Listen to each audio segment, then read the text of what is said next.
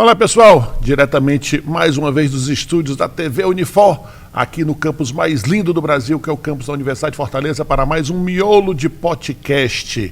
Lembrando que o Miolo passa toda terça-feira, a partir desse semestre, toda terça-feira, ao vivo, a partir das 20 horas, e fica armazenado nos canais da TV Unifor, na Unifor e na NET, YouTube, também nas plataformas de áudio, Spotify, Deezer, enfim, vocês podem acompanhar o Miolo de Pote a qualquer momento, a qualquer hora, para vocês maratonarem. E hoje, que dia é hoje, hein? 24 de setembro, nós chamamos para conversar com a gente. Aliás, primeiro vou apresentar Bruno Lessa, que já foi meu convidado, já foi meu entrevistado. Sim, obrigado pelo E hoje convite. ele vai participar aqui como entrevistador. É entrevistador que chama, não é? Pode chamar de host, vai ficar mais gourmetizado, né? Host, fica uma coisa... Aliás, foi ideia do Bruno chamar o tio Paulo, o Paulo Maia, professor de educação física, da educação infantil. Eu já tinha te acompanhado, na hora que o Bruno deu a ideia, eu disse, cara, eu acompanho esse cara, né? E será que tu tem um contato dele e tudo mais e tal? Aí o Bruno conseguiu, eu mandei um contato para você e você imediatamente se colocou à disposição. Aliás, começa agradecendo aí a moral que você está dando aqui ao Miolo de Pote, porque é o convidado com mais seguidores, né? Eu já peguei aqui. Uma potência. 188 mil seguidores no Instagram. Tu tem outros canais? Hoje eu trabalho mais no Instagram e no TikTok. Ah, TikTok também? No TikTok eu não sei quantos, mas deve ter 150 e poucos, 160 e poucos, alguma coisa assim. As mesmas pessoas, será? Eu acho que varia um pouco o público. Um pouco. Tem uma parte que é igual, mas varia um pouquinho o público. Tu deve ter uns 200 mil pessoas, pelo menos. Somando os dois? Não, de pessoas diferentes. Deve ser. Acredito que seja por aí. E Paulo, tu é professor de educação física. Tu pode dizer que é influencer? Primeiramente, quero agradecer, né, o convite do professor Armando, do professor Bruno também. A gente treina na mesma academia. Foi lá que lá na Green Life. Eu estou fazendo propaganda de graça. Não é? É isso aí, faz parte. A gente treina lá na Green Life, né, mais ou menos na hora do almoço ali. E voltando para a sua pergunta, eu acho que todo mundo que trabalha na educação acaba sendo um influencer, né, um influenciador de vidas de pessoas. Então, na internet eu tento só ampliar esse trabalho que eu faço dentro da educação também. Então, sim, acredito que somos influenciadores. Mas tu é professor. Caralho, sou professor. Quando tu vai no hotel, aí tu tem que identificar lá o que é que tu é. Professor. Professor. Como foi que começou esse teu interesse? Eu vou entrar nas redes sociais, vou pegar aquilo que eu estou fazendo na escola, essa interação que eu tenho com as crianças. O que me chamou a atenção, quando eu vi teu conteúdo, foi, primeiro algo muito diferente, do jeito, a abordagem das crianças, como você lidava, e depois quando você começou a elaborar em cima disso, como foi que isso começou, Paulo? Começou muito naturalmente, e não foi assim que eu entrei na educação, né? Principalmente na educação infantil. A gente que trabalha com crianças pequenas e muito pequenas, nós passamos por situações inusitadas todo dia. Todo dia tem uma história engraçada, todo dia a criança faz alguma coisa diferente.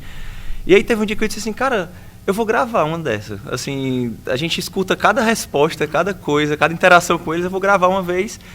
E eu comecei a postar, acho que em maio do ano passado. Eu postei uns 2 vídeos, e aí pela rotina corrida, vou deixar pra lá. Parei de postar. E voltei a postar em outubro, no Dia dos Professores do ano passado, vai fazer 1 ano agora, eu postei um vídeo que viralizou. Esse vídeo eu chamo viralizou porque eu postei de manhã, não tinha nada de seguidor, 100 seguidores no TikTok, foi principalmente no TikTok.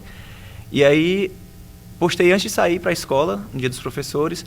Quando eu voltei, eu tinha mais ou menos, quase 1 milhão de visualizações no vídeo. Então, para quem não tinha nada... Mas nada era quanto? Quando tu fala que não tinha nada, geralmente nada, era o vídeo, quanto? dava 100 visualizações, 150, era pouca gente mesmo. 150 para 1 milhão. Para 1 milhão. E aí eu fiquei assustado, eu vendo só os números aumentando, né? Meu Deus, o que é isso? E aí comecei a postar mais a partir desse momento. E aí E esse começou. primeiro vídeo foi o estilo que ainda tu faz hoje? Tu se filmando? Ou... Foi. Eu comecei já assim, porque... Em nenhum momento eu quis expor a imagem das crianças, até porque eu não tenho essa autorização para expor. Nem queria pedir para os pais, porque a gente sabe que a internet tem muita coisa boa, mas também é um território meio perigoso, principalmente para as crianças. E aí eu postei o primeiro, foi numa pergunta sobre ser professor, né? Foi de uma aluna perguntando se eu trabalhava ou se eu só ia para a escola, né? Você trabalha ou você só vai aqui para a escola? Como é que esses desgraçadozinhos, eles têm essa impressão que mesmo sendo ser professor não é um trabalho, né? Mas na cabeça deles, o pai deles vai para outro canto e eles vão para a escola, então se eu estou indo naquele mesmo lugar, não é trabalho, verdade, né? É verdade, a justificativa é essa. Aí eles perguntam, você trabalha também ou você só vem para a escola? Né?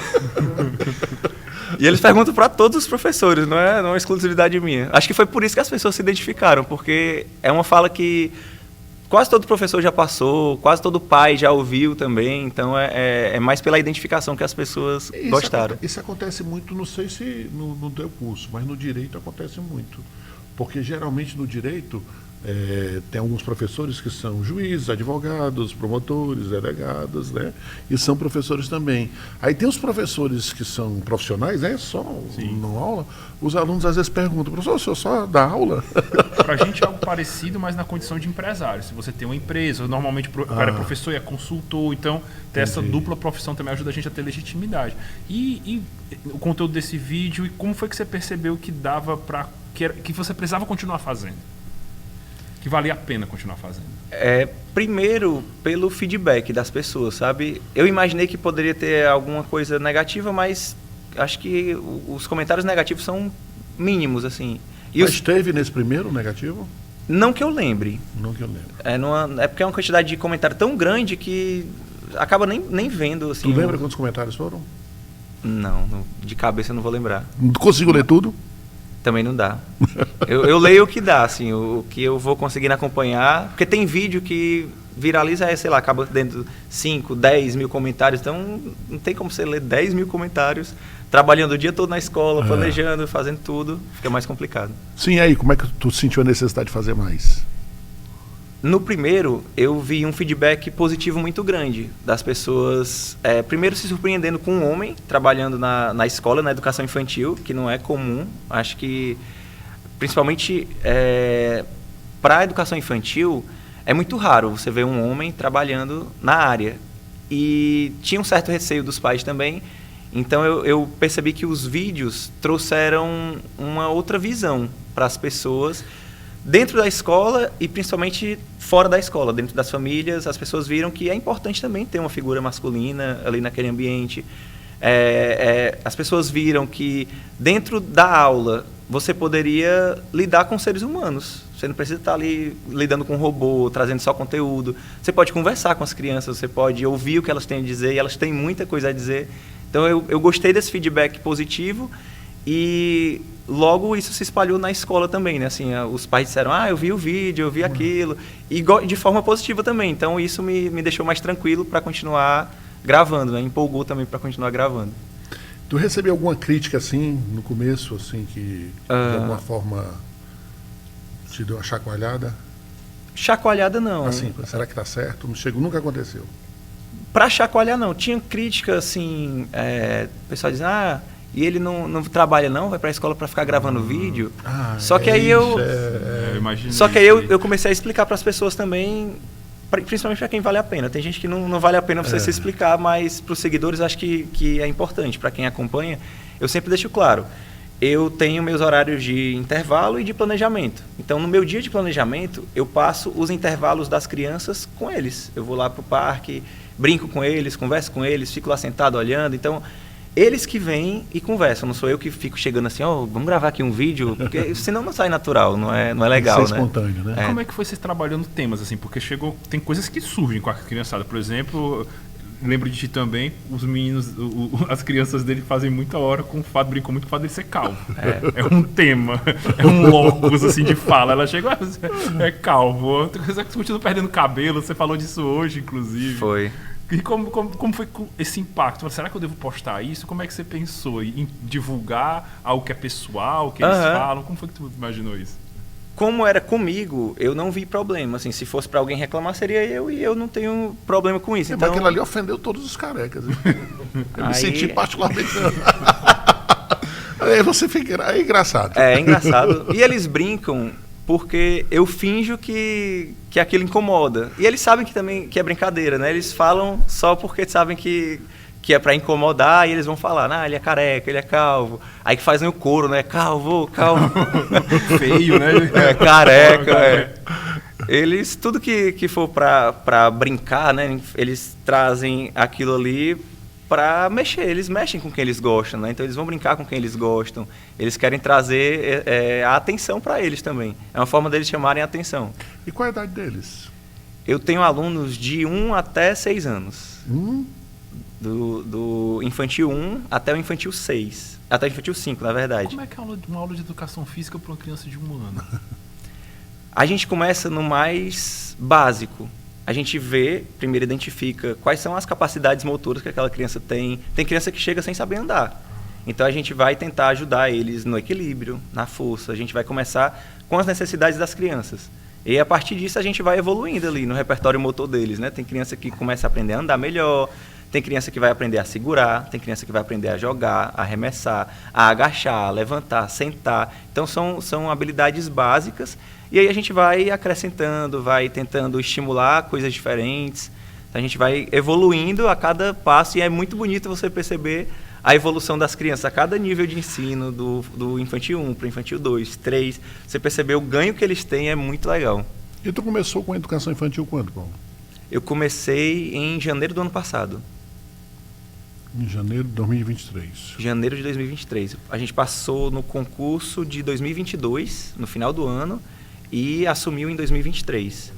E aí, quando eu passei no concurso, eu pensei assim, eu sou professor da prefeitura, então eu posso trabalhar desde a educação infantil até o ensino fundamental 2. E agora é que foi implementado a educação física na educação infantil. Apesar de ser um componente curricular obrigatório para toda a educação básica, desde 96 não tinha educação física na educação infantil. Eram professores ou professoras pedagogos que trabalhavam com o que eles chamavam de recreação. E aí só agora, em 2023, é que foi implementado a educação física. Então a gente faz parte de um processo bem pioneiro. A gente não tem nenhum documento norteador para orientar o nosso trabalho.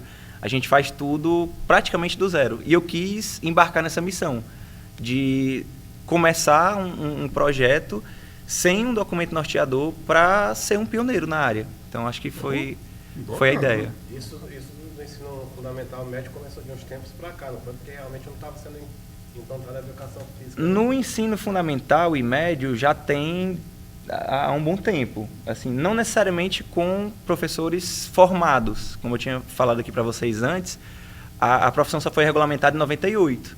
Então, muita gente que já trabalhava na área não perdeu a carreira, né? Não perdeu ali o título de professor. Muita gente continuou trabalhando, ex-atletas, atletas, pessoas que já tinham uma atuação, continuaram, e isso durou muito tempo. Então, hoje é que a gente está tentando trazer professores de fato formados para compor a educação básica como um todo, inclusive a educação infantil. Legal. Qual é a escola que tu leciona? Eu trabalho no SEI Erasmo Pitombeira. É na minha rua. Literalmente na minha rua. É no outro quarteirão. Eu moro ali da Infante Rosalina, que é uma escola que fica na esquina. Aí eu moro no quarteirão do meio, o próximo quarteirão fica a escola que ele dá aula. Pronto, é lá mesmo. É Parque Dois Irmãos, alguns chamam de Rosalina também, é naquela região. É de manhã? Manhã e tarde, é o dia todo. O dia todo? Todo dia? Todo dia, de segunda a sexta. Eu tenho 14 turmas. Sou professor de 14 turmas. Em média, 2 horas de aula por semana em cada turma. Qual a turma que tu mais gosta? Seja sincero. Qual é o grupo que você mais gosta? Eu não vou dizer nem mais gosta. Eu vou dizer o que é mais fácil de trabalhar, normalmente é o infantil 5. Porque eles já têm um entendimento maior sobre os comandos, então eles já conseguem fazer atividades mais complexas. E aí é interessante, quando você propõe uma atividade mais complexa, aí a criança faz. Você fica ali mais motivado, mais animado. Tem algumas turmas que é mais difícil você propor uma atividade e muitas vezes não sai como o esperado. E eu me desesperava no início. Eu chegava na sala e, meu Deus, eu planejei, eu pensei em tudo e pensava, não, vai ser massa, isso aqui eu vou chegar lá, vou arrebentar. Aí chegava e ninguém fazia. Ninguém entendia, ninguém queria fazer, ninguém gostava. E eu ficava, cara, por que eu escolhi a educação infantil? No começo, assim, nos primeiros meses eu fiquei assim, até eu conversar com os meus amigos, os colegas lá da escola que são sensacionais, assim, acho que eu trabalho com uma equipe de professores que me dão um suporte gigantesco e que são muito competentes. Eu fico muito feliz, sabe, de fazer parte de uma equipe assim. E quando eu conversei com eles, e eles mostraram que era normal, é normal você planejar e não acontecer do jeito que você planejou. Porque eu fui professor do ensino superior, no IFCE por 1 ano. E aí você planeja, você passa, e normalmente uma pessoa que está na graduação, ela tem um entendimento maior, ela tem dúvidas mais complexas que você consegue explicar, você consegue se aprofundar. E na educação infantil, eu tinha que ir muito na superfície, não dá para se aprofundar muito o tempo todo. Algumas vezes você consegue, mas nem sempre dá para aprofundar, né? Então eu tinha esse desafio dentro da área. Ainda é a matéria mais que os alunos mais gostam, a educação física? Eu sou suspeito para falar, mas é uma das matérias preferidas, assim, acho que em todas as escolas, né? Você passa, e é impressionante isso na educação infantil, você passa 50 vezes em frente às salas, eles vão fazer festa às 50 vezes. Se você passar e voltar, eles vão fazer a mesma festa, como se você tivesse um mês longe deles, sabe? Tem um vídeo na internet recente que é um professor passando. Eu já vi alguns, é legal. Aí ele chega, acontece aquilo mesmo? Acontece. Pior que é daquele jeito. É porque aquela galerinha ali, qual a idade daquela galerinha? Que grita no vídeo?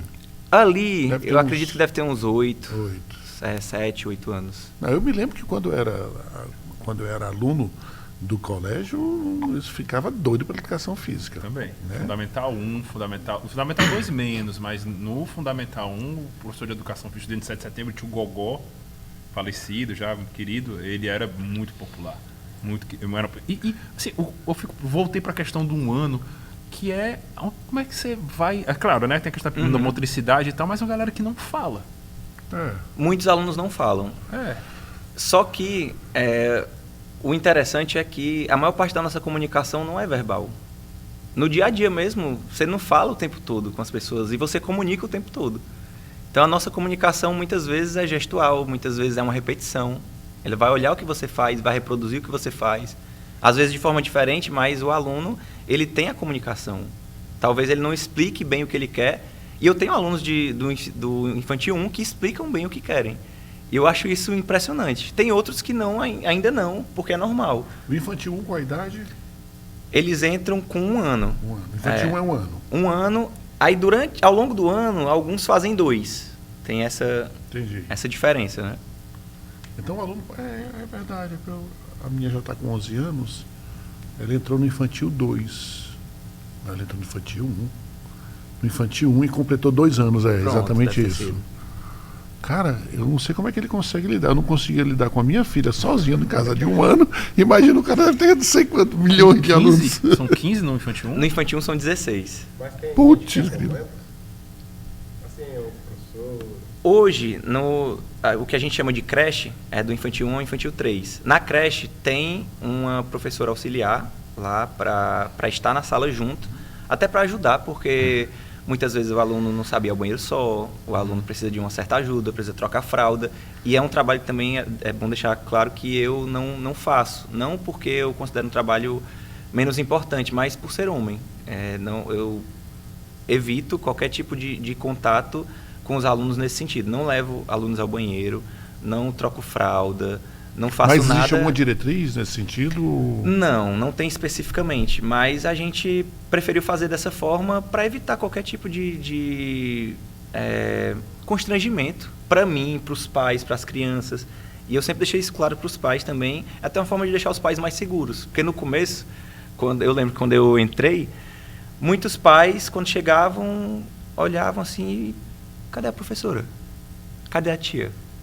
Não, nesse primeiro horário eu vou ficar com eles. Aí os pais você percebia um certo receio, sabe? Isso durou, e eu entendo, e eu teria. Se eu fosse pai e tivesse um homem, eu teria um receio. E eu entendia e sabia que era questão de tempo. Eles precisam de tempo, eles precisam acompanhar. E aí quando eles começaram a perceber, poxa, as crianças chegam correndo, vão abraçar, vão conversar, vão brincar... você sabe quem é uma ameaça e quem não é uma ameaça para os seus filhos. Você tem uma ideia, né? Lógico que não dá para você saber 100%, mas você tem uma ideia de que as crianças adoram aquela pessoa, provavelmente não é uma pessoa que faz mal ou que traz algum tipo de ameaça para eles. Aí foi mais tempo para eles perceberem mesmo o comportamento, para eles me conhecerem mais. E aí foi mudando ao longo do tempo isso. E como é que você foi aprendendo a articular brincadeiras, cuidado, o afeto? Também que a educação infantil ela tem a parte instrucional, mas também tem muito essa esfera do cuidado. E isso, eu acredito que na educação física vai ter outro formato, né? Como é que isso aparece para ti? Eu não diria que tem outro formato na educação física. Mas dentro da educação infantil, o cuidado ele é a premissa básica. Você tem que cuidar. Porque a criança ela não sabe se cuidar sozinha. Se você deixar um bando de 20 crianças sozinhas ali, uma manhã toda, sem acompanhamento, uma tragédia vai acontecer. Não é nem que pode acontecer, vai acontecer. É certo. E não é porque eles querem, é porque eles ainda não têm noção total do perigo, do cuidado com o outro. Então, o cuidado faz parte da educação infantil. E aí, demorou um tempo para eu entender que, muitas vezes, o meu trabalho ali era cuidar. Eu não precisava passar um conteúdo específico, denso para aquelas crianças, mas se eu cuidasse daquelas crianças e trouxesse a elas a oportunidade de vivenciar uma brincadeira, um jogo, uma iniciação ao esporte, não vou chamar de esporte, porque, enfim, o esporte tem muitas regras, muitas coisas, mas uma iniciação ali a uma certa modalidade, eu já estaria fazendo o meu papel para aquela determinada turma, naquele dia. E dentro da educação física, a gente trabalha, sim, o motor, só que a gente trabalha o cognitivo, o afetivo, o social, a educação física dentro da escola, e não só na educação infantil, né? Na educação básica como um todo, ela trabalha o social. As crianças, muitas vezes na aula de matemática, elas não vão estar ali, não vão ter contato físico, não vão dar as mãos, não vão fazer um jogo juntas, não vão se encostar, se tocar, conversar, porque o professor precisa de atenção. Então, é na educação física que o social acontece de forma mais intensa durante toda a educação básica, né? Tu fica só com a educação física? Só na educação física. Só na educação física. Então tu dá aula para basicamente para todas as crianças. Todas as crianças da escola? As 276 crianças. Putz, grila. Todas elas. E sei o nome de todas.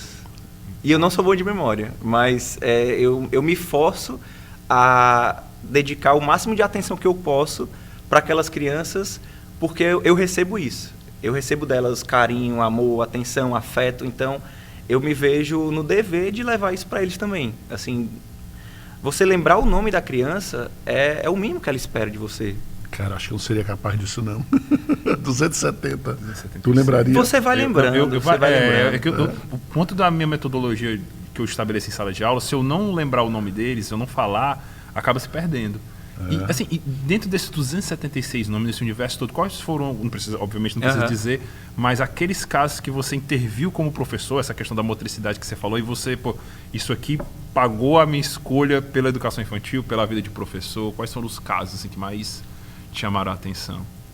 Eu não vou dizer casos específicos, porque eu esqueceria casos importantes, sabe, assim, mas você vê, no geral, o amor que você recebe dentro da educação infantil, você não vai receber em canto nenhum, assim, nenhuma outra profissão, não vou dizer nem, enfim, dentro da escola, mas nenhuma outra profissão, ela vai te entregar tanto amor, tanto afeto, quanto você trabalhar com crianças. E é de verdade, assim, elas não fingem que gostam de você, elas gostam. Ou elas gostam ou elas não gostam. Elas não são como a gente, né, que vai ali e faz a politicagem, você conversa, você faz a boa vizinhança. A criança não tem isso. Ela é espontânea ao máximo. E tem gente que desgosta de ti?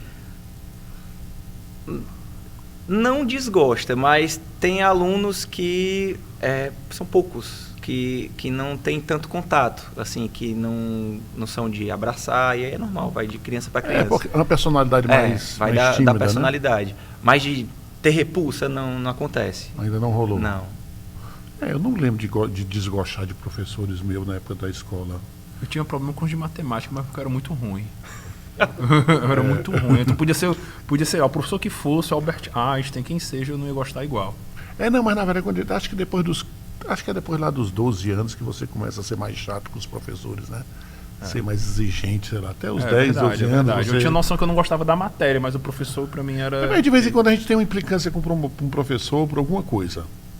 Tem, né? É verdade. Né? É verdade. Acho que começa mais tarde. Acho que tu fica até 8 anos, né? Tu disse? Até os 6, de 1 a 6. Não, aí é herói sempre, né? É verdade. Às vezes sim. Quem foram os professores ou o professor que te marcou, Paulo, assim, que fez pensar, não, se eu fosse professor, aquele cara que é o teu paradigma, assim, ou aquela mulher que é o teu paradigma? Eu não tive na educação física, esse é exemplo, sabe? A minha educação física era mais assim, ó, tá aqui a bola, vamos jogar. E eu adorava porque eu gostava de jogar bola. Só que quando você vai crescendo, você vai pensar, poxa, quer dizer que se a criança não gostar de jogar futebol, ela não tem outras oportunidades. É mesmo. Era futsal para os meninos, carimba ou vôlei para as meninas e acabou. E aí eu fui crescendo e fui pensando, poxa, que oportunidade esses professores que eu tive perderam de trazer repertório motor, de trazer esportes, de trazer, enfim, diferentes modalidades para aquelas crianças praticarem, conhecerem. E você ainda vê muito nas escolas isso. Você vai chegando ali no ensino fundamental 1, 2, o professor de educação física chega, é futsal, vai ter bola, vai ter quadra. Eles já esperam por isso, porque era o normal. É praticamente o recreio. Era praticamente isso. Eu adorava porque eu gostava de jogar, mas era isso. Não tive referência na área, assim, da educação física, mas tive grandes professores, assim, na escola. Tive professores de história, que é uma disciplina que eu gosto, acho que não trabalharia na área, mas é uma disciplina que eu gosto muito.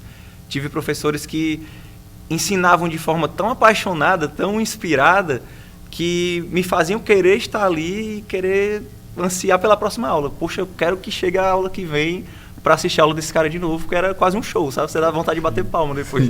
Essa tua pergunta, Bruno, me gerou essa curiosidade. E teu professor que te marcou, tem algum? Cara, tem alguns, assim, mas mais imediatamente, o primeiro, na verdade, foi o Morgan Freeman, no filme Meu Mestre e Minha Vida, que eu assisti, foi o primeiro. Mas em termos eu tive um professor de economia brasileira, que eu fiz história, mas eu paguei essa cadeira lá na economia, chamado Estevão Arcanjo, cara sensacional.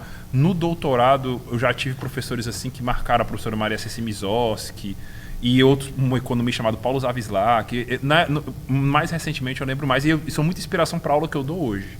Mas em termos de cuidar, a professora que mais me inspira hoje é a minha namorada, a Vilani, que foi que me apresentou o Paulo no TikTok. Que ela me mostrou o seguinte, olha, o que tu faz, mesmo sendo no ensino superior, tem uma esfera de cuidado. As pessoas vão esperando uma atenção, um carinho, um afeto, e isso é um diferencial fundamental na forma que a gente é visto. A gente é muito querido, você que no direito são doidos por ti. Assim como o Paulo, porque eles sentem que a gente genuinamente gosta deles. E isso tem uma esfera de cuidado, de afeto, que é transversal na educação. A gente aprende menos com quem a gente gosta menos. É verdade. Isso é verdade. Eu vejo isso muito no trabalho do Paulo. Assim, eu sou fascinado, eu sou seguidor dele. Vale até ressaltar como foi que eu abordei ele a primeira vez para falar que eu era fã dele. Isso, ele estava trocando de roupa. A gente no vestiário da academia, eu olhei assim. Tu é o tio Paulo do TikTok, né? Foi. Aí ele ficou olhando, pô, esse negão tá com... Eu imaginei que ele pensou várias coisas, mas como é uma pessoa pública, né? Eu imaginei que ele tá preparado para isso. É professor, mas foi super educado comigo. Aliás, acontece muito essas abordagens contigo? Tem acontecido mais. E é engraçado, assim, porque quem nunca foi uma figura pública, de repente você tá no mercantil, aí tem uma pessoa olhando ali, fixamente, né? Aí, tá vendo? Tipo, aponta, né? Tá vendo, tá ali. Às vezes a pessoa tem vergonha de falar e fica assim, tu tá vendo ali? Aí você percebe ela cochichando, meu Deus. E aí, como é a tua reação? Tu fica esperando a pessoa abordar? Às vezes eu espero, porque vai que eu passo uma vergonha, né? Não era de ti não que eu tava falando. Então... Aí eu pensei, convencido, né? Mas já aconteceu de não ser tu? Não. Não sei, que eu não respondo se a pessoa não falar, né? Não, mas as pessoas te abordaram, sabiam que era quem te abordou, sabiam, acertaram. Sim. É? Já, tipo, mercantil, farmácia, academia. Aconteceu algumas vezes, assim, na academia, mercantil. Em mais de um mercantil, né? Assim, festa. Tipo, às vezes a gente vai pra festa, a minha namorada tá ali, eu apontei pra ela. Às vezes a gente vai pra uma festa, algum lugar, assim, e o pessoal... a gente viajou pro Rio, no Rio de Janeiro. Rio de Janeiro. Uma mulher que era de outro estado, não lembro agora qual era o estado, ela veio falar comigo. Teve em Minas Gerais, a gente estava em Ouro Preto, Aí numa festa lá em Ouro Preto, e uma professora veio falar comigo. Então é legal, sabe? Você perceber o seu trabalho ganhando horizontes novos. Mas isso acontece com frequência? Acontece. Todo dia, se tu sair? Dependendo do lugar que eu sair, sim. É porque eu não costumo sair para lugares muito diferentes, né? Casa, academia, escola. Aí o pessoal tirando a minha abordagem, qual foi a abordagem assim mais, como eu posso dizer, esdrúxula, assim, tipo a minha, no banheiro da academia. Mas aí é normal também. Não... acontece. Até agora não teve nada assim muito absurdo não, sabe? No Rio de Janeiro, em Minas, já chamou mais atenção. Me chamou a atenção, eu não esperava. Assim, tu pensa que teus seguidores são daqui do Ceará, de Fortaleza do Ceará, né? Mas deve ter no Brasil todo. Tem muito em São Paulo. Muito em São Paulo. Pelas mídias sociais a gente consegue ver, né? Tem muito seguidor em São Paulo, Fortaleza, claro, né? Assim, Rio de Janeiro, tem alguns. Só que eu não esperava que na rua a gente estava não sei se era numa praça, comendo alguma coisa, com uma música ao vivo lá. Aí uma mulher olhando, ela chegou assim, você é o professor Paulo, né? Não sei o que, caraca, no Rio de Janeiro. No teu... E como é que tu trabalha a vaidade? E isso mexer com ego, né? Não? Mexe, mas eu tento seguir o fluxo, o cotidiano normalmente. Eu não chego assim contando, eu fui abordado assim. Estou contando porque a gente está conversando, mas eu não falo para as pessoas, me abordaram no condomínio. Às vezes o pessoal, eu estou passando, tio Paulo, e aí, meu irmão, não sei o quê. Mas não é. Eu não me vejo como, por exemplo, uma celebridade. E aí, tio Paulo, como é que você trabalha essa questão da vaidade? Porque o Brasil todo te conhece, a galera te aborda, tu fica se sentindo mais foda do que tu é? Eu tento não pensar muito nisso, sabe? Não, mas fala sério. Pior que é sério, é sério. Sério mesmo? Assim, eu tento não ficar pensando nisso, porque senão acho que a pessoa muda, sabe? Se você começar a se encher muito, você acaba mudando a essência e perde o fio da meada. Porque eu acho que o que me fez trilhar esse caminho foi buscar fazer as coisas do meu jeito ali, tentar lidar com as crianças de igual para igual, tratar bem, do mesmo jeito, porque se eu, por algum acaso, imaginar que eu sou maior do que qualquer colega de trabalho, qualquer pessoa que está ali no meu convívio, sai do eixo. Eu acho que se você começar a pensar assim, sai do eixo. Mas eu pergunto no seguinte sentido, cara, porque todo mundo gosta de ter o seu trabalho reconhecido. Sim. Né? A gente gosta que a galera goste da gente. Sim. E isso deixa a gente bem. Sim. Né? Mas a galera que gosta de mim é uma galera que chega lá, sei lá, a 200 pessoas por semestre, talvez, 150. Contigo, cara, tu tem 180 mil pessoas ali te acompanhando. Não é 180 mil que não chega para todo mundo, né? O Instagram e o TikTok entrega, mas é pelo menos 50 mil pessoas que estão te vendo a cada vídeo. Cara, isso é muita gente. E você saber que você está alcançando esse número que é muito expressivo, é para deixar o cara assim mais, poxa, legal, é um reconhecimento e tal. Mas não que você fique besta por causa disso, mas te toca diferente isso? Ah, sim. Dessa forma, sim. Porque eu escolhi uma profissão que não é a profissão mais desejada pelos pais. Até a gente estava conversando antes aqui. A minha família não queria que eu fosse professor de educação física. Quando eu falei, gente, eu vou fazer educação física. Ixi, eu queria que vocês imaginassem assim, a cara de decepção da minha mãe, meu pai. Meu pai não falou muito, não, mas. Parecido quando eu falei que ia fazer história. Provavelmente. Aí meu filho, era assim, meu filho, você é tão inteligente, vai fazer educação física, vai fazer uma coisa que lhe dê dinheiro. Era essa a preocupação. Então, para quem saiu desse lugar, escolheu a educação física, passou um monte de perrengue na área. Tipo, quando eu me formei em educação física, eu ainda estava ali no auge do estudo, não, vai dar tudo certo. Você sai com aquela empolgação, né? Vai dar tudo certo, eu vou trabalhar, eu vou estudar, eu vou fazer o mestrado. E aí você vai levando as porradas, né? A primeira vez que eu tentei o mestrado, não passei, era só uma vaga, fiquei em segundo, aí não passei. Aí vou fazer concurso, vou fazer seleção. Eu terminei no final de 2018. Então eu passei o ano de 2019 todo entregando currículo. Entregando currículo em todas as escolas, inclusive nas que eu estudei. E eu não fui nem recebido pelas escolas que eu estudei. Não deixaram não entrar no portão. Não, deixa aqui que o porteiro entrega. pode deixar aqui na frente que alguém entrega.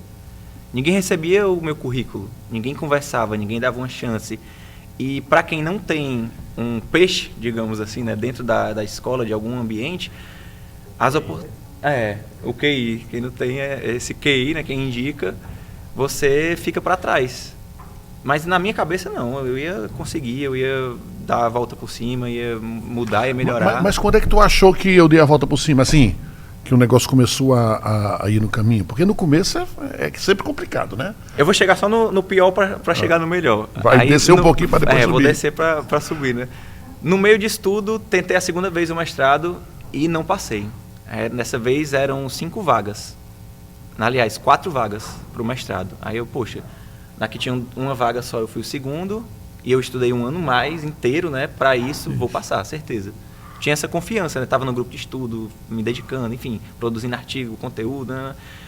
Cheguei lá, 10 pessoas fizeram a seleção e passaram para a segunda fase. Aí, na terceira fase, passavam 4. 10 fizeram a primeira, 5 passaram para a segunda e eu fui um dos 5. Aí eu, poxa, 5 passaram, certeza que eu estou entre os 4.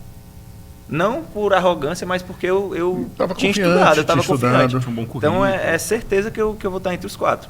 E eu fui o único dos 5 que não passou.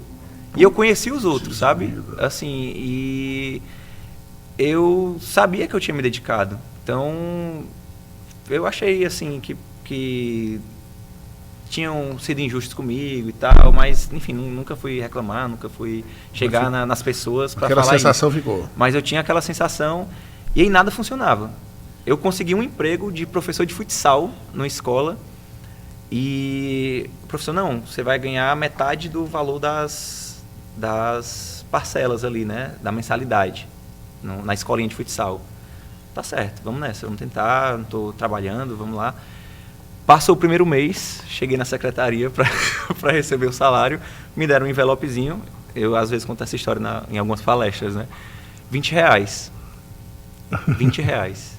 Depois de formado. Quando eu olhei aquele dinheiro, eu disse assim, a minha família estava certa. Caramba. Hoje eu falo rindo, né? Mas aquilo ali era como se tivesse o mundo caindo, sabe? Eu me formei, eu estudei, me dediquei, e aí eu ganhei R$20 no primeiro mês. Não dava nem para pagar a passagem de ônibus, eu ia de bicicleta, porque não dava para pagar a passagem. Aí, tipo, eu trabalhei lá 3 meses, no total eu ganhei R$180. Você morava perto? Acho que uns 6 quilômetros. Eu ia de bicicleta ali, me arriscando, mas, enfim, passou nessa essa parte. Até que as coisas começaram a mudar. Foi por isso que eu fiz o bacharelado. Eu tinha feito só a licenciatura, eu vou fazer o bacharelado. Eu vou trabalhar por conta própria. Ninguém me dá uma oportunidade. Concurso ficava batendo na trave, uma questão, 2 questões, e não passava. Aí eu fiz o bacharelado, comecei em agosto de 2020, foi no ano da pandemia, agosto de 2020. Aí fui tentar a sorte, né? Não, vou fazer aqui o bacharelado, falei com a minha mãe, ela, não, meu filho, enquanto você precisar, estou aqui por você, e nem todo mundo tem esse suporte, né? Mas graças a Deus tinha ali aquele suporte. Em setembro, fui chamado pelo IFCE. Tinha feito uma seleção um ano antes, em julho ali de 2019. Tinha sido o primeiro na aula, mas no currículo eu caí para 4º lugar. E era só uma vaga para professor substituto do IFCE de Canindé. E aí chamaram o primeiro lá, não assumi, né? Enfim, fiquei em 4º. Passou um ano, eles me chamaram, porque esse primeiro desistiu, o segundo e o terceiro já estavam em outros lugares trabalhando. Aí aceitei e aí as coisas começaram a mudar. Comecei o bacharelado, aí ao mesmo tempo em 2019 tinha feito uma especialização em ensino de educação física. Então eu estava sendo professor do ensino superior e aluno do ensino superior ao mesmo tempo, né? Tipo, sendo professor na licenciatura e aluno no bacharelado. E aí no final do ano tentei a seleção do mestrado de novo e dessa vez eu passei. Aí comecei a fazer os 3 ao mesmo tempo, tipo, o mestrado, o bacharelado e sendo professor da licenciatura. Aí foi que eu vi que podia dar certo. Então, toda essa história para chegar na sua pergunta, né? Para quem passou pelo pior dentro da profissão e achou que aquilo não tinha rumo, estava errado, que os meus pais ou a minha família, não por maldade, mas porque são professores também. Eu venho de uma família de professores que sabem o quanto é difícil você viver dessa área, você acreditar naquilo, lutar por aquilo e ver que nem sempre é valorizado como deve. E aí, passar por tudo isso e ver hoje o trabalho ser reconhecido é gratificante, sabe? Assim, encoraja outras pessoas. Eu vejo muita gente comentando, poxa, eu vejo os seus vídeos e eu penso em ser professor, ou eu estou estudando para ser professor e eu vejo seus vídeos e fico muito feliz.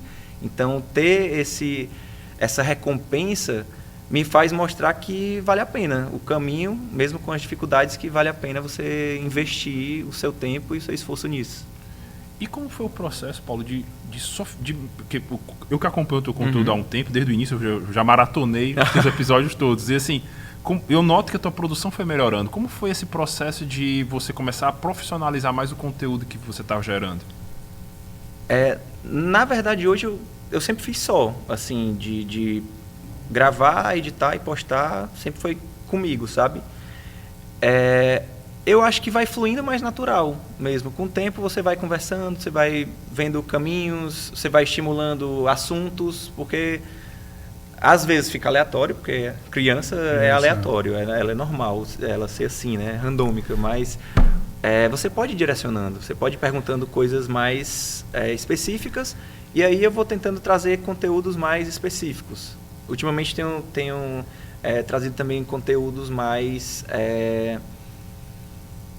que agregam mais pro pessoal, não necessariamente engraçado para as crianças, mas conteúdos mais relevantes.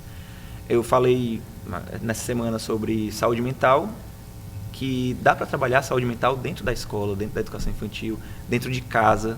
É isso que eu quero também trazer para as pessoas, que o que eu faço não é uma coisa que fica presa na escola. Todo mundo convive com criança. Ou tem filho, ou tem sobrinho, ou trabalha com criança, ou de alguma forma tem crianças no seu convívio diário. Então, são seres humanos que estão ali, que precisam da sua atenção, do seu cuidado, precisam ser ouvidos. As crianças, assim, muitas vezes elas são deixadas de lado. E a gente passou por isso muitas vezes. Para com isso, para de birra, né? Deixa disso. Tá triste por quê? Tá com raiva de quê? Criança não tem motivo, é como se criança nunca tivesse motivo para nada, né? Como se o problema fosse só do adulto. É só o adulto que sofre, é só o adulto que tem problema. E a criança tem também, e ela quer falar sobre isso. Então eu tento dar voz a essas crianças nas minhas redes sociais, mas trazendo isso para os pais, principalmente. Acho que trazer para dentro das casas das pessoas esse conteúdo é a minha missão hoje. Elas assistem? As próprias crianças, sim. Eu lembro de um conteúdo recente que eu postei, até de divulgação de um conteúdo, de uma marca, né? E aí, pode dizer. Da Growth Suplementos. E aí era um vídeo, não sei se vocês já viram, que passa nas redes sociais de um jumento que está numa cerca, aí ele vai pular a cerca, aí nesse momento da transição muda para a pessoa. Esses conteúdos engraçados, aí eu fiz comigo, né? Como se mudasse para mim. Aí no outro dia a criança, tio Paulo, eu vi o seu vídeo pulando a cerca, dando cambalhota. Meu Deus. Eles vêm. Mas eles vêm como? Porque com 6 anos eles já têm TikTok? Normalmente os pais. Os pais assistem ou eles pedem, eu quero ver o vídeo do tio Paulo, bota aí eles já chegam comentando, tio Paulo, você foi para tal lugar, eu vi você na academia, viu, tio Paulo, no Instagram. E eles reclamam porque não aparecem? Muitos querem aparecer. Né? Muitos, tio Paulo, deixa a gente. Aí eu explico. Toda vida eu explico. Não é interessante eu mostrar vocês. Porque a internet pode ser boa, mas também pode ter muita coisa ruim. Então, eu explico e a maioria entende, mas eles gostam. Eu gravo, hoje eu estou gravando pouco. De vez em quando eu gravo uns vídeos com minha filha. Como é o nome? Papo Legal, né? A Lara está com 11, acho que desde que ela tinha 6 anos de idade. Não, com 5, 6 anos de idade. Ligava o celular e começava a conversar sobre vários assuntos, né?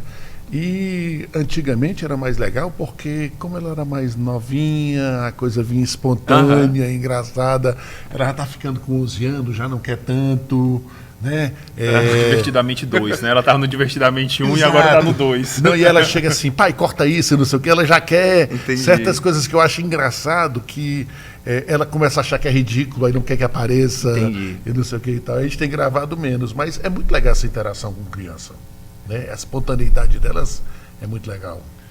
E hoje, vale ressaltar que hoje é terça-feira, dia 24, agora às 9h30 da noite vai ter o jogo do glorioso Lion. É verdade. E como foi que emergiu o Lion, o Fortaleza Esporte Clube, como conteúdo? Você já até marcou o CEO, o Marcelo Paes. Já ele respondeu. E ele legal, respondeu. E como foi isso? Como foi esse processo?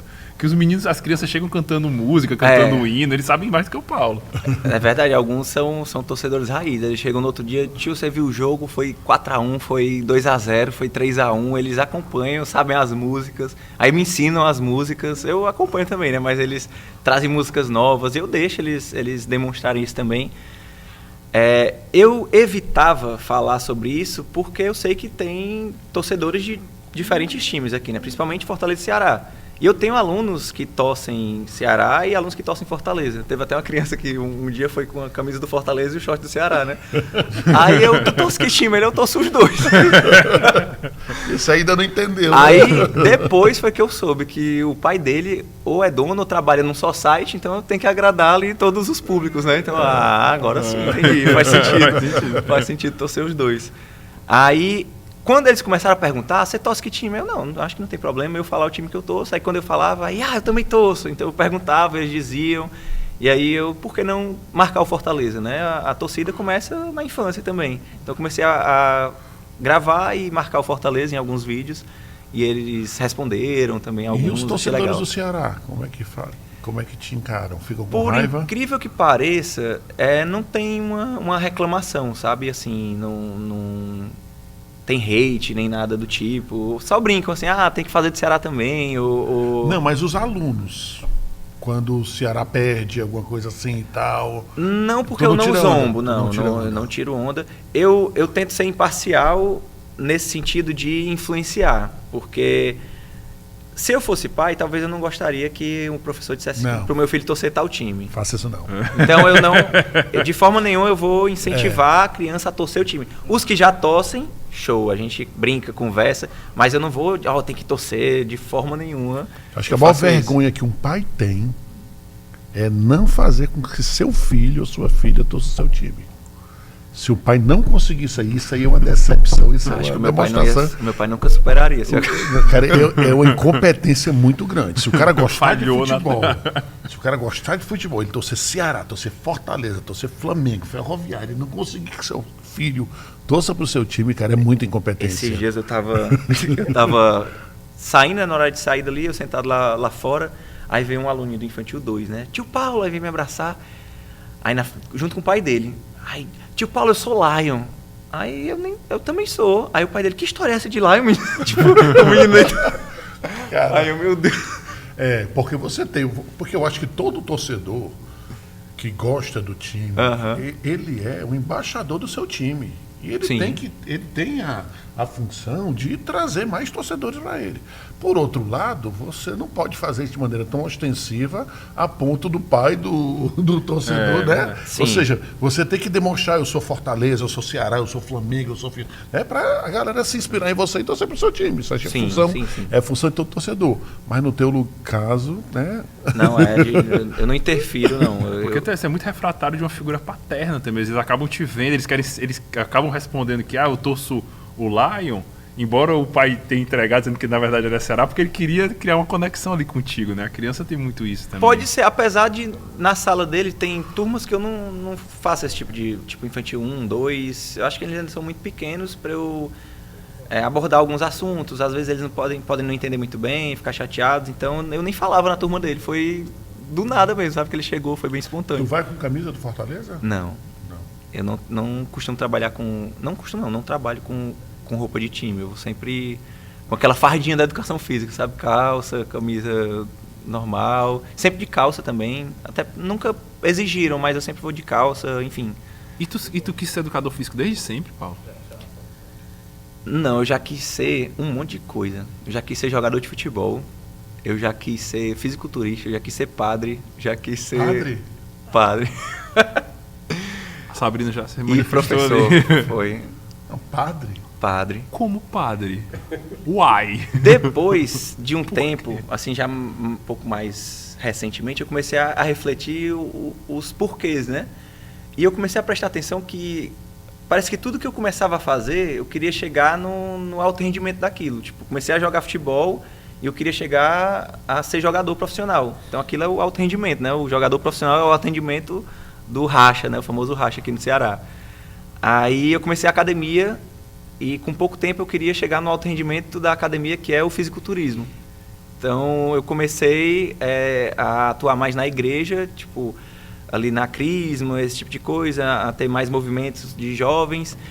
E aí, pensando na igreja, vendo aquele engajamento, estava lá quase todo dia, ajudando, servindo, eu pensei que, poxa, é uma oportunidade de me doar, de fazer mais. Eu sempre queria fazer mais, sabe? Eu via as pessoas fazendo por mim antes, e eu queria retribuir e fazer o máximo que eu podia. Então, era como se eu estivesse tentando entregar um alto rendimento. Depois eu parei para pensar nisso. E chegou na educação, eu também fui para o alto rendimento, que é a educação infantil. Na minha cabeça, a educação infantil é o alto rendimento da educação. Mesmo, né? E é mesmo. Mas você foi se direcionando para educação? Aliás, deixa eu reformular a pergunta. Você meio que sempre quis fazer educação infantil ou foi nessa trajetória algo que emergiu, que aconteceu? Não, eu nunca pensei em ser professor de educação infantil. Quando passei no concurso, eu podia escolher, né? Trabalhar na educação infantil, Fundamental 1 ou Fundamental 2. Aí eu comecei a botar na balança. Não, vou anotar aqui os prós e os contras de cada nível de ensino. Eu pensei nos prós do Fundamental 1 e 2. Já tem a BNCC, né, a Base Nacional Comum Curricular, então já tem um documento que vai me nortear o trabalho. Ele já tem um nível de entendimento maior dos assuntos, dos conteúdos, já dá para dinamizar mais coisas, já dá para propor mais coisas. E isso me fazia pender muito para um lado. Só que é mais difícil. Na minha cabeça, você lidar com jovens, adolescentes, o risco pode ser maior de qualquer problema. Quando eu estagiei, passei por situações assim que eu não achei muito legal, no sentido de... acho que a gente pode até chamar de assédio também. Não era nada muito direto, físico, mas era falado, era bem... gesticulado, de passar e ficarem gritando, coisa assim, no corredor e tal. Então eu cara, não sei se eu quero passar por isso. E aí eu comecei a pensar na educação infantil. Na educação infantil eu vou ter ali um pioneirismo, porque como eu falei antes aqui, né, a gente não tem um norte, não tem nada definido, então eu vou passar por esse processo, vou fazer parte desse processo e vou trabalhar com crianças que eu adoro, sempre gostei de crianças, não é de hoje, acho que esse é um dos motivos também que eu escolhi, eu sempre adorei. Desde criança eu gostava das crianças menores, eu brincava com elas, escutava, eu dava atenção quando os mais velhos não davam, eu estava ali com os meus primos, tenho, enfim, uma prima que desde criancinha, a Giovana, né, que é minha prima, minha afilhada, desde de bebê, eu estava ali brincando com ela, fazendo ela rir no aniversário, enfim, uma série de coisas. Eu sempre tive mais esse afeto com as crianças, e aí por isso eu optei pela educação infantil. Pesando os prós e os contras, eu decidi embarcar nesse universo, que é um universo mesmo, assim, bem diferente do que eu estava acostumado, e eu vi nesse universo um alto rendimento da educação, porque é uma doação 100%, sabe? Assim, 100% físico e 100% mental também. Você termina a semana esgotado. Então, você passa ali 2, 3 dias descansando para voltar e entregar o 100% também, que eles precisam. Paulo, falar de grana, né? Porque seus pais não estavam errados, que a educação física não é a profissão que rende mais grana, né? Mesmo porque você acaba sendo professor e tudo mais, e infelizmente no Brasil os professores não são tão valorizados quanto deveriam ser, né?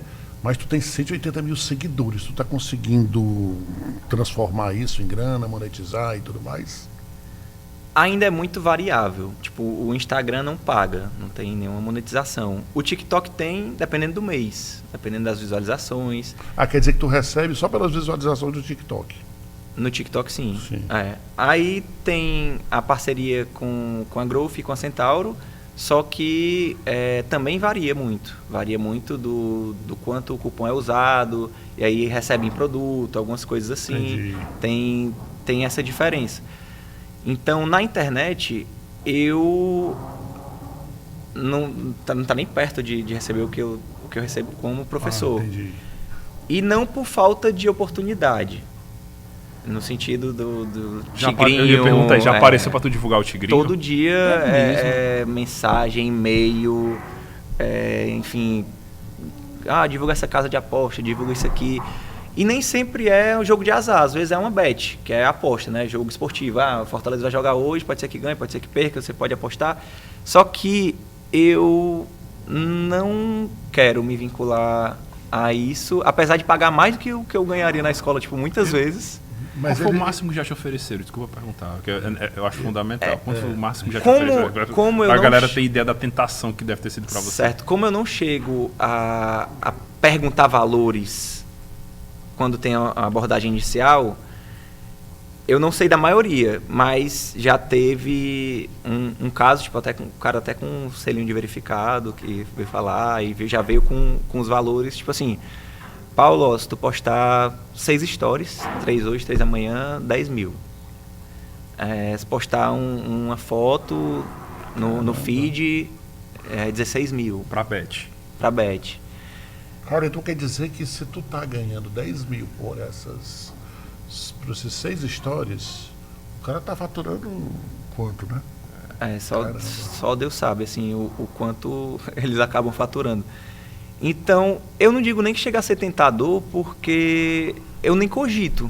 Não te tentou de maneira nenhuma? Não, porque eu sempre digo assim, eu já passei por tanta coisa ruim. R$20, né?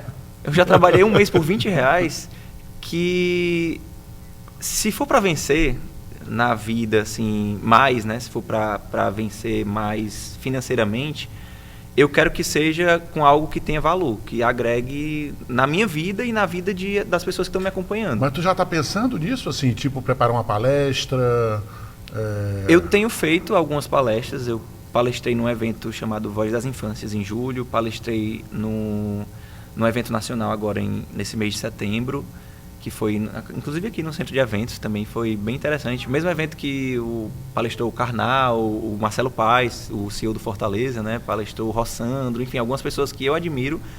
Eu pude participar desse Mas tu evento. recebeu por isso? Nesse último, não. Esse último era mais para estar presente, assim, para me colocar nesses espaços também. Mas eu já tenho feito alguns eventos nesse sentido, sim. Porque tu tem que aproveitar 180 mil seguidores e... Sim. Talvez o que te esteja... Até porque vende ingresso também. Pois tem gente que vai. Pô, eu na hora iria, né? Na hora iria para uma palestra sua. Sim. Tá entendendo? Na hora. Fácil. Agora tu precisa ter uma palestra, né? Que seja, né? Tem que preparar uma coisa. Cara, aí você vai vender. Aí vai vender do jeito... tu vai monetizar do jeito que tu quer. Sim. Né? Você vai apresentar um serviço, uma palestra, contar a tua experiência. Que dá para ser uma palestra massa, não dá, não? Dá demais, até não de vários assuntos, né? Sobre a abordagem com as crianças, sobre empreendedorismo digital, como é que eu tenho começa. Algumas... São vários temas, né? Eu tenho 2 ou 3 palestras prontas, assim, sobre temas variados, mas focados na educação infantil, nas crianças, que é o meu trabalho, que é aquilo que eu faço diariamente. Então, querendo ou não, tem ali uma experiência na área que pode agregar. Tem o trabalho na rede social, que ajuda também a impulsionar esse tipo de conteúdo. E eu acho que sim, é uma boa oportunidade. E para uma criança que foi extremamente tímida, estar nesses espaços me alegra muito, sabe? Assim, fazer coisas novas. É a primeira vez que eu estou no podcast, então... Sério? É a primeira vez que eu estou no podcast, então fazer coisas novas, hoje eu adoro. Eu adoro fazer algo que me desafia, sabe? E isso para mim era um suplício. Eu na escola, eu não segurava o cartaz, não, por favor. Porque tu não aprendeu a falar, tu só perdeu a vergonha né? Porque tu se comunica bem, sempre se comunicou, imagino. Nem sempre. Eu acho que tem coisa que a gente vai desenvolvendo mesmo com a prática. Mas foi muito na igreja. Lembra do Paulo que queria ser padre? Era um Paulo que chegou na igreja super tímido, mas que viu ali que tinha gente que precisava da minha ajuda para uma pregação, uma palestra, qualquer coisa nesse sentido. Então eu fiz muita palestra na igreja. Eu fui ministro da palavra. Tipo, eu fui o ministro da palavra mais novo de Fortaleza. Talvez vocês nem saibam o que é ministro da palavra, né? Eu particularmente não sei. Pronto. Sabe o padre? Sim. O padre, ele cuida normalmente de uma paróquia. Só que as paróquias têm diversas capelas ao redor. Então, o padre não dá conta de fazer a missa aqui e a missa em várias capelas. Então, é o ministro da palavra que, naquele momento que o padre está ocupado com outras missões, ele vai lá e celebra a palavra. Então, tinha igrejas lotadas. O Paulo, com 21 anos, 22, estava lá nas igrejas e anunciando. E aqui não só a parte religiosa, dogmática, mas anunciando uma palavra de esperança para as pessoas. Acho que a minha missão sempre passou por isso, por anunciar uma vida melhor. Não, gente, tem como ter uma vida melhor. Qual a paróquia? É na paróquia Santíssima Trindade. Eu não sou mais, né, mas era na paróquia Santíssima Trindade, no José Walter. José Walter. Tu mora atualmente no... Eu moro pertinho do Castelão. Mas morava ali no Mudubim, morei no José Walter muito tempo, morei no Mudubim, então era perto, sempre estava por lá. Teus pais são vivos? São, os dois, graças a Deus. Meu pai mora no José Walter, minha mãe mora no Mudubim e eu estou morando perto do Castelão hoje. E o casamento com a Sabrina? Aí vai dar certo. Ela fica me enrolando, mas vai dar certo. Quando chegar 1 milhão de seguidores, né? Bater 1 milhão, ele bate 1 milhão, né? Ó, pessoal, se bater 1 milhão, ele vai casar. O namoro é quanto tempo? Vocês estão muito juntos nas redes redes eu acho sociais. bem legal. Sim, a gente está namorando há pouco tempo, relativamente pouco tempo. A gente vai fazer 1 ano em dezembro de namoro. A gente está ali com 9 meses, né, mais ou menos, de namoro. Pouco tempo. Não dá para pensar em casamento ainda não. Aliás, para pensar dá. Não, desculpa, Sabrina. Ou desculpa, Paulo, eu não sei. Né? Mas não dá para pensar uma coisa muito concreta, não. Né? Dá para ficar imaginando. Quem namora... 1 milhão de seguidores. 1 milhão. Se bater 1 milhão... Quem namora, acredito que tem que namorar pensando em casar, mas no tempo certo, ali no momento oportuno. A Sabrina está se formando em Direito, ou em Psicologia. Psicologia, aqui na Unifor. Aqui né? na Unifor. Semestre que vem, né, Sabrina? Aí, casar com a psicóloga. É bom, eu sempre gostei da área. É um curso que Vocês eu faria. se conheceram onde? A gente se conheceu através dessa minha prima que eu falei, da Giovana, no aniversário da Giovana. A gente estava lá fazendo uma surpresa para a Giovana, aí se viu isso em novembro do ano passado. Se viu e se seguiu nas redes sociais, aí começou a conversar. Tu já era o tio Paulo? Já tinha viralizado os primeiros 2 vídeos, eu acho, mas não era ainda nada. Não assim, foi por causa disso, não. Foi porque... Eu acho que não, espero que não. Ela me pegou na planta ainda. Pegou na planta pra fazer. Que foi uma coisa, até porque o processo de viralização do teu vídeo foi uma coisa. O cara, eu comecei a segui-lo, né? E ele passou no portal Metrópolis, no UOL. Não sei se não lembro se teve G1 também. O G1 foi o primeiro. Eu fiz a viralização maior foi, eu fiz uma entrevista com o Samuel. O Samuel é daqui de Fortaleza. Aí ele me chamou para fazer uma entrevista para o G1 Ceará. Aí, beleza. Foi, eu não lembro se foi vídeo chamada ou foi só áudio mesmo. E aí ele fez uma matéria no site do G1. E dessa matéria no site do G1, alguns dias depois, do nada, o Instagram do G1, com, sei lá, não sei nem quantos milhões de seguidores tem o Instagram do G1, postou. Não me marcou, mas me postou e eu, como eu vi logo, eu comentei rápido, então muita gente viu o meu comentário, curtiu e a partir disso começou a seguir e aumentar bastante. Tipo, nesse período tinha 12 mil seguidores. Das viralizações iniciais tinha uns 12 mil. Aí com o G1 ali foi que começou a dar um boom e foi para 35, 40, já aumentou bastante, né, ali. Isso em fevereiro desse ano, mais ou menos. Então foi de fevereiro para cá que subiu nessa proposta, nessa geométrica, não é? Como diz? Métrica? Não, exponencial, crescimento exponencial. Tem a progressão aritmética e geométrica. Geométrica, progressão geométrica. Todo mundo que é meio que das humanas, né? É complicado lembrar disso aí, né? É complicado. Aí tu pulou de 30 mil em fevereiro para 180 mil em setembro. Isso. Cara, então tu abre o teu Instagram e teu TikTok, 2 mil pessoas por dia te seguindo. Depende do dia. É porque assim, se eu postar um vídeo que viraliza, aí aquele vídeo me traz ali 3, 4, 5 mil seguidores. Sério? Tem vídeo que não vai trazer 100, 50. Muita gente deixa de seguir também. Você vai analisar ali diariamente, aí às vezes 100, 100 e poucos, todo dia, 100, 100 e poucos, deixa de seguir. Só que ao mesmo tempo tem 200, 300, 500, enfim, dependendo do dia que tu começa. Tem vídeo guardado? Que tu não acabou não... Tem muitos, tem assim, muito, que eu não consigo, às vezes, dar conta de editar tudo, sabe? Eu perdi muito vídeo bom, assim, tem muito vídeo que se eu for rolar aqui a galeria, eu encontro muito vídeo bom ainda. É porque é muita coisa, você grava ali... Qual foi aquele que tu mais gostou de gravar? Aquele que você sabia, não, esse aqui vai viralizar. Aliás, pode até não ter viralizado, mas aquele que você... Ou aqueles que você sentiu que teve mais propósito, assim, que você gostou mais. De propósito, foi um recente, assim, que eu tava terminando a aula, preparando um shake pré-treino para ir pra academia. Aí a aluna chegou assim...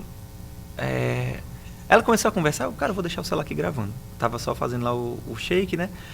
Aí ela, tio, quando eu crescer, eu posso ser uma professora igual você? Aí eu, pode. Você pode ser o que você quiser, né? Porque eu gosto muito, eu quero ser professora igual você. E aquilo, eu, puxa, o quanto o exemplo é importante na vida de uma criança. E ela tem exemplos, as crianças têm a gente, adulto, como referência. Toda criança que você convive vai ter você como referência, positiva ou negativa, e vai depender de você. Mas ela olha para você e repete o que você faz, muito mais do que o que você diz. Tu falou isso no dia que eu conversei contigo. A gente tem que ter muito cuidado, porque a gente é referência para os nossos alunos. Quer queira, quer não, a gente não pode fazer qualquer coisa, a gente não pode frequentar todos os espaços. Meu pai falou muito isso. No momento que eu escolhi ser professor, se torna... embora a gente não ganhe tanto quanto a gente gostaria em algumas situações, mas vem com um pacote, né? É verdade, concordo. E teve hoje também, eu não sei se foi hoje ou se foi ontem que tu postou, das brincadeiras de adulto, que o pai do menino que sabia dar grau de moto. Acho que foi ontem. Aí eu ri muito desse negócio. Conta aí do grau de moto. Como foi que aconteceu? É porque nessa semana a gente está trabalhando um projeto intergeracional. Então, lá na escola, algumas professoras fizeram projetos lindíssimos. Tipo, os professores do Infantil 1 e 2 chamaram os avós para plantar árvores com seus netos lá, tiraram fotos, gravaram, conversaram. Então, eles viveram esses momentos lá de plantar, de fazer uma hortinha lá no SEI, né?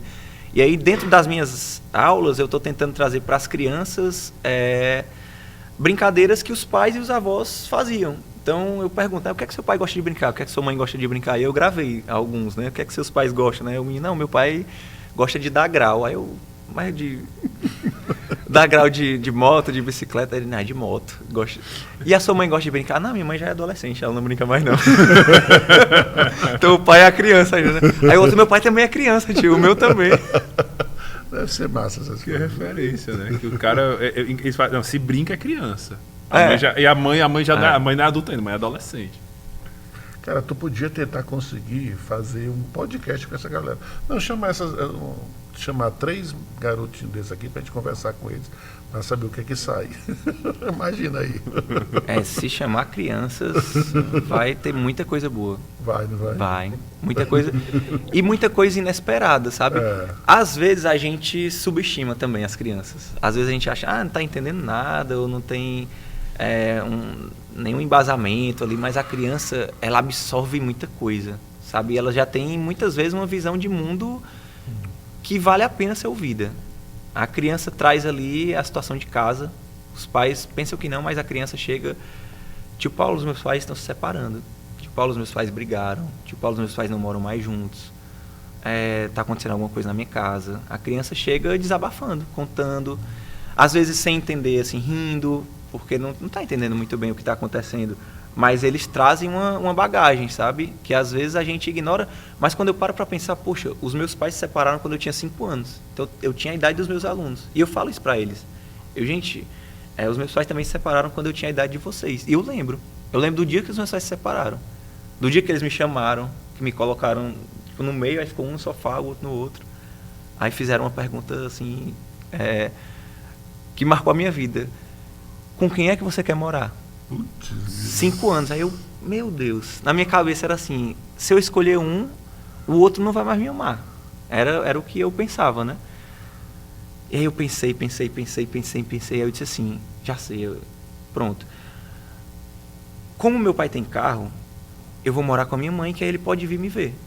Essa foi a sacada. Meu pai tem um carro, então eu vou morar com a minha mãe, aí ele pode sair da casa dele e vir me ver.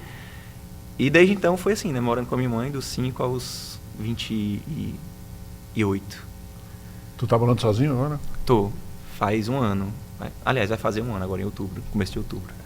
Chegar em casa pensando que vai jantar ainda, né? E tal. Chegar em casa só um shakezinho. Pipoca é janta, água gelada é janta. Pois, Paulo, cara, terminou o nosso tempo aqui, ó. Terminou não. Vixe, mais de 1h10 a gente conversando. Gostou da conversa? Gostei demais. Muita coisa assim pra falar, mas a gente conseguiu trazer assuntos legais. Gostei. Foi muito legal a conversa. Foi boa demais, eu gostei. Legal te conhecer. Porque aquele cara, pra mim você é uma personalidade da internet. Pra mim também. Né? Assim, tipo assim, esses caras, esses megastars, tá entendendo? E eu nem achava que tu era na primeira vez que eu te vi, que tu era aqui de Fortaleza. A gente sempre pensa que essa galera é de outro lugar, né? É de outro lugar, né?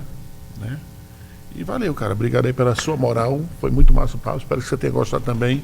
Bruno. Obrigado pelo convite, Armandão. Obrigado, gente. Obrigado pela dica, Paulo. Obrigado por ter convencido.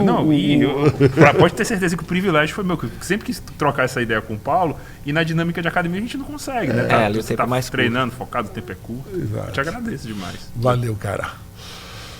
Terminamos mais um Miolo de Podcast, direto dos estúdios da TV Unifor, localizado no campus mais lindo do mundo, do Brasil, do planeta, do universo, o campus da Universidade de Fortaleza.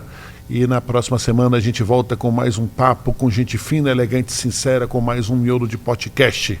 Até a próxima, galera. Fortalece aí.